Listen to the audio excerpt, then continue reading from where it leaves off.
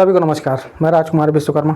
हमेशा की तरह हमारी कुछ खास चर्चाओं में, जहां पर आप देख रहे हैं कि एक तरफ चुनावी तर्क वितर्क चल रहा है, राजनीतिक प्रसंग है, क्योंकि यहाँ पर चुनाव लड़ने से लेकर के यहाँ पर दावेदारी जो है देख रहे होंगे आपकी, लगातार एक तरफ दावेदारों की लाइन है। लेकिन आज एक सबसे बड़ा प्रश्न है यहाँ पर कि चाहे कोई भी पार्टी हो, कभी अपने क्षेत्र के उन जनप्रतिनिधियों से या उन नेताओं से कभी ये सवाल नहीं करती कि आपके क्षेत्र में जिन प्रतिनिधियों को जनता ने चुना और वो जनप्रतिनिधि आज वर्तमान की स्थिति में जो है तो क्षेत्र के लिए उन्होंने किया क्या है। तो कहीं ना कहीं पर आज पार्टियां सर्वे कराती हैं, कई तरह के मोमेंट्स हैं, राजनीतिक अलग अलग जो है तो परिदृश्य देखने को मिलते हैं। इससे क्या साबित होता है? तो चलिए, आज हमारे साथ एक राजनीतिक विश्लेषण और एक वरिष्ठ पत्रकार मनोज द्विवेदी जी आज हमारे साथ हैं। तो राजनीतिक विसंगतियों को लेकर के और जो यहाँ पर का एक पत्रकारिता का जो क्षेत्र है, क्योंकि पत्रकार होना और एक राजनीतिक विश्लेषक कहीं ना कहीं पर लेखनी के धनी रहे हैं हमारे मनोज द्विवेदी जी। तो इस चर्चा को थोड़ा सा आगे लेकर के चलते हैं। मनोज जी, मैं सबसे पहले आपसे जानना चाहूँगा, देखिए आप सीनियर मोस्ट पर्सन इस क्षेत्र के और पत्रकारिता में आपने एक बहुत लंबा समय दिया, दूसरी तरफ आप राजनीति में भी रहे, आप लिखते भी हैं, सब कुछ करते हैं। क्षेत्र की गतिविधियों को लेकर के कभी आपको ऐसा नहीं लगा कि आज राजनीति में जो है तो भारतीय जनता पार्टी आसमान छू रही है, लेकिन निचला स्तर कहीं ना कहीं पर जो है तो उसी स्थिति में है? राजकुमार जी, सबसे पहले तो आरवीएन नेटवर्क को और आपको प्रणाम करता हूं मैं। आप अपने माध्यम से, इस नेटवर्क के माध्यम से आप समाज के मुद्दों को उठा रहे हैं। ये ऐसी कमी है लोगों में, आप में जुझारूपन देख अच्छा लगा मुझे। मुझे लग रहा है कि 20 साल पहले पत्रकारिता में भी ऐसे करता था और इसकी समाज को बहुत ज़रूरत है। मुझे लगता है कि पत्रकारिता समाज सेवा का, देश सेवा का ऐसा माध्यम है जो राजनीति से या बाकी जो तीन और जो हमारे जो बोलते हैं, कालम बोलते हैं या खंबे बोलते हैं, न्यायपालिका, विधायिका और जुडिशरी को जिसको बोलते हैं, इनसे ज़्यादा अच्छा मीडिया काम होता है। तो एक समाज का अच्छा भला कर पाएंगे, मुझे उम्मीद है। अब आप मेरी बात पूछ रहे हैं आप जो, तो मुझे लगता है कि 2003 में अनूपपुर जिला बना है। हमारे यहाँ 3 विधानसभा हैं, कोतमा, पुष्परायगढ़ और अनूपपुर। 2008 के पहले कोतमा विधानसभा की बात कर ले पहले, या पहले पुष्परायगढ़, जहाँ बोलिए वहाँ कर लेते हैं। पुष्परायगढ़ चले जाइए आप जो है, पुष्परायगढ़ जनजातीय क्षेत्र है, वहाँ पर ना लंबे समय से वहाँ पर मुझे लगता है कि मैं 81-82 से पुष्परायगढ़ बहुत नज़दीक से देख रहा हूँ, बहुत समीप से जो है। मैंने वहाँ काफ़ी फील्ड में काम किया हुआ है। पुष्परायगढ़ क्षेत्र ट्राइबल बहुत तो है वहाँ पर, लेकिन वहाँ के लोग बहुत होशियार हैं। मैं ऐसा नहीं कहते कि अनपढ़ हैं या आगे नहीं बढ़ना चाहते, जागरूकता कमी, ऐसा बिल्कुल नहीं है।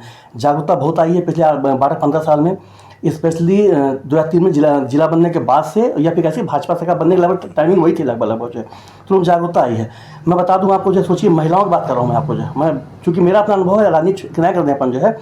पहले ये स्थिति सोच लीजिए, पुष्परायगढ़ क्षेत्र में महिलाएं कम दिखती थी, पुरुष ज़्यादा दिखाई पड़ते थे।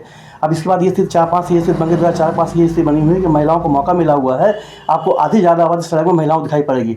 हर घर से एक महिला, 2 महिला जॉब में है, काम कर रही हैं बिल्कुल जो है। मैं और बताता हूँ, ध्यान आकर्षण करता हूँ आपका मैं जो है। रोजगार की लोग बात करते हैं, रोजगार समस्या देखिए वैश्विक है, अपने राष्ट्रीय स्तर की समस्या रोजगार की है वास्तव में। लेकिन देखिए, नंबर 1 मैं बोलता हूँ, जैसे कि राष्ट्रीय जिसको बोलते हैं NRLM बोलते हैं, राष्ट्रीय रोजगार ग्रामीण आजीविका परियोजना बोलते हैं इसमें जो है। इसमें स्व सहायता समूह के माध्यम से जो ग्रुप बने हुए हैं, मैं सरकार का प्रश्न ले रहा हूँ, आप उसकी पुष्टि करेंगे जाकर के आप जो है। स्व सहायता समूह के माध्यम से परिवार जो है काफ़ी आत्मनिर्भर हो रहे हैं। आप देखेंगे वो छोटे लोन मिलते हैं ना, उसमें आगे बढ़ रहे हो जो है। पुष्परायगढ़ में कृषि की मतलब प्रचुर संभावना है, बहुत प्रबल संभावना वहाँ पर है। जो वहाँ पर होता है, कोदो, कुटकी है ना, ये 2 चीज़ रमकेला होता है वहाँ पर जो है ना, ये 2-3 चीज़ का, गेहूँ की अच्छी पैदावार होती है। सब्जी वहाँ बहुत अच्छे प्रचुरता से हो रही। टमाटर देखिए आप जो यहाँ से 36 बाकी जब भेजा जाता है, संभावना अच्छी है। अब आवश्यकता किस बात की, जैसे हम बाक्साइड होता है मान लीजिए, तो बाक्साइड से एल्युमिनियम बनता है, फिटकरी बनती है, एलम बनता है, ठीक है ना।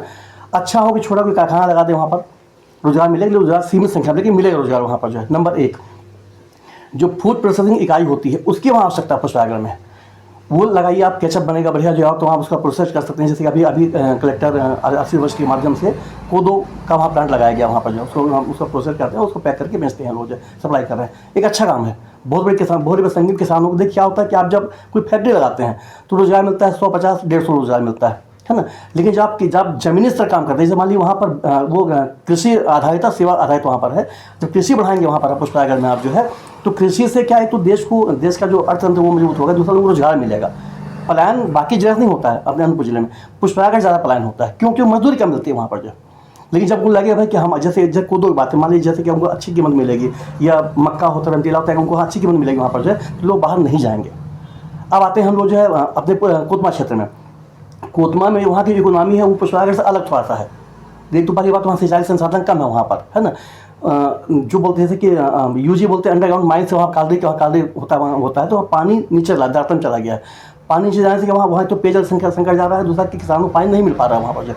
तो तरीका क्या उसका वहाँ पर है कि जैसे वेल्सपन पावर प्लांट है, अगर आप वो चालू करवा देंगे, आप जमीन उसका अधिग्रहण किया हुआ, लंबे समय अधिग्रहण किया हुआ जमीन वहाँ पर है, लेकिन उसका उपयोग नहीं हो रहा है, ठीक है ना। रक्षा में जो एक दूसरी कंपनी है, कौन सी है, एक और दूसरी कंपनी आई है कोई है, तो वो भी जमीन अधिग्रहण किया लेकिन उसका उपयोग नहीं कर रहे हैं लोग। इनका तत्काल को उपयोग करना चाहिए। क्या करना चाहिए वहाँ पर? थोड़ा सा कट करूँगा यहाँ पर। देखिए ये सारी चीज़ें तो हैं जी, ठीक है। आज हम कई वर्षों से सुन रहे हैं। देखिए आज वर्ष 2012 से लगभग जो है ये वेल्सपन का माजरा और जो आपने एक और कंपनी का नाम लिया, ये कहीं ना कहीं पर अटका हुआ है। तो इसकी जो अगर आज ये नहीं हो पा रहा है तो आप इसका दोषी किसे मानते हैं?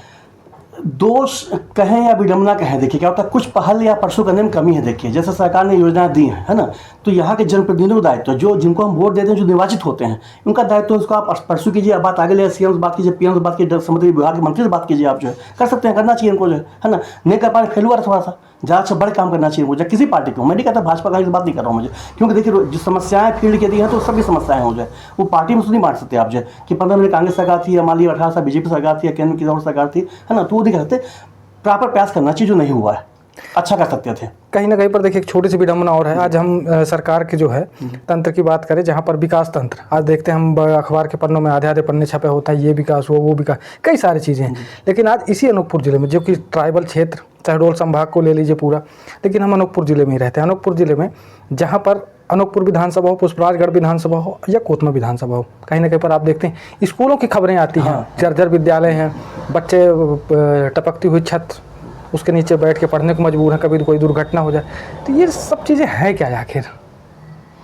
अब मैं ये थोड़ा सा यहाँ पर दो बातें अलग लागे। क्या होता है कि ध्यानाकर्षण हमेशा मीडिया करता है, तो इसको हमेशा उनको अप्रिशिएट करना चाहिए कि हमारे पत्रकार मित्र जो लग के काम करते हैं, है ना, वो बताते हैं भाई कि यहाँ स्कूल में पानी भरा हुआ है, या छत चू रही है यहाँ पर, या बच्चों को दिक्कत जा रही है यहाँ पर जो है। तो ये जैसे कि शासन प्रशासन दोनों यहाँ पर है। हमारे यहाँ मंत्री जी भी, हमारे विधायक, जैसे हमारे विधायक किसी पार्टी के 3 विधायक हमारे यहाँ है ना, हम 3 विधायक हमारे सांसद हमारे यहाँ हैं, बाकी लोग हैं, तो इनका भी दायित्व है प्रभारी मंत्री मान लीजिए, तो इनको बैठकों में कलेक्टर या बाकी संबंधित अधिकारियों से इनको इस चीज़ के बोलना चाहिए, इसको सही कराइए आप जो है। अब मेरा सही होता भी है। अब कुछ मामले का विसंगति होगी मान लीजिए, अधिकांश मामलों में इतने तो संवेदनशील हैं लोग, के काम करा लेते हैं वहाँ पर जो है। मुझे लगता है सुधार काफ़ी कुछ हुआ है, लेकिन कुछ जो सेक्टर बच गया है वहाँ ज़्यादा अच्छा काम हो सकता है, करने को गुंजाइश वहाँ पर है। तकलीफ सबसे बड़ी इस बात की होती है कि जैसे आज अगर हम किसी स्कूल के लिए, जैसे आपके मंत्री जी के गृहग्राम से, भारतीय जनता पार्टी के जिला उपाध्यक्ष जी के गृहग्राम से कुछ दूरी पर, जैसे चाहे हम दैखल की बात करें, लतार, परासी, जो भी है, आज इन क्षेत्रों की स्थिति देख लीजिए, जबकि इनका खुद का क्षेत्र है, आने जाने की सड़कें ठीक नहीं होती, स्कूलों की समस्याएँ हैं। हरद ग्राम पंचायत आप देख लीजिए, जमाने से जो है तो आज जर्जर स्थिति में पड़ा हुआ है। मैं बताऊं आपको जो है, ये जो जितने नाम आपने लिए हैं, परासी, दैखल, जमुना हो गया आपका मान लीजिए, ये उधर आगे सारे कोयलांचल सारे क्षेत्र जो है ना, आप बहुत जागरूक पत्रकार हैं। देखिए आपकी फंडिंग होती है एमपी गवर्नमेंट से भी, स्टेट गवर्नमेंट से भी और सेंट्रल गवर्नमेंट से भी जो है, 2 फंडिंग होती है। नंबर 1, SCCL के पास भी पर कालदी क्षेत्र है जो, SCCL के पास CSR का मद होता है, पैसा के बराबर इनके पास आता है, इनके पास जो है। जिला प्रशासन के पास खनिज मद का पैसा होता है। ये चाहे तो ना सड़क की समस्या वहाँ कभी होगी, ना स्कूल कभी चुएंगे वहाँ पर, ना कोई जर्जर स्कूल होगा वहाँ पर, सब काम कर सकते हैं, है ना। आवश्यकता इस बात की है कि मैं तो देखिए मुझे को मौका मिला नहीं है, मैं जनपद नहीं हूँ, मैं छोटा पत्रकार था या अपने फील्ड में समाज सेवा काम कर रहा हूँ मुझे है, तो मुझे लगता है कि ये पीड़ा मुझे भी होती है कि वो अच्छा कर सकते हैं, आप जो नहीं कर पा रहे हैं तो करना चाहिए इनको जो। इसका क्या बोलूँ बताइए, है ना। अब कहीं ना कहीं पर देखिए, और जैसे हम विकास की गाथा जहाँ पर है, क्योंकि देखिए आज आपकी सरकार है, उसमें कोई दो राय नहीं, हो सकता है आने वाले समय में फिर सरकार बने। कहीं ना कहीं पर देखिए एक सबसे बड़ी विडम्बना है, आप हूँ मैं हूँ, आज हम अपने बच्चों को पढ़ाने के लिए सरकारी स्कूल छोड़ करके हम प्राइवेट स्कूल भेजते हैं। इलाज कराना हो तो हमें प्राइवेट अस्पतालों की ओर भागना होता है, क्योंकि अब जान तो बचानी है। बिल्कुल। तो कहीं ना कहीं बहुत बड़ी विडम्बना है।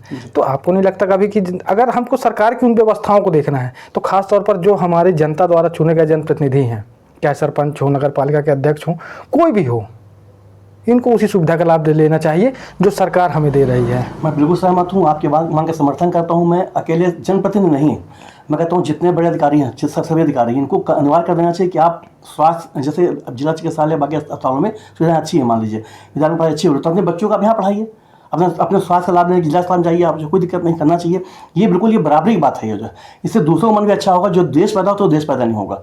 मैं बिल्कुल सहमत हूँ आपसे कि वास्तव में अपने बच्चों को सरकारी स्कूल में पढ़ाना चाहिए।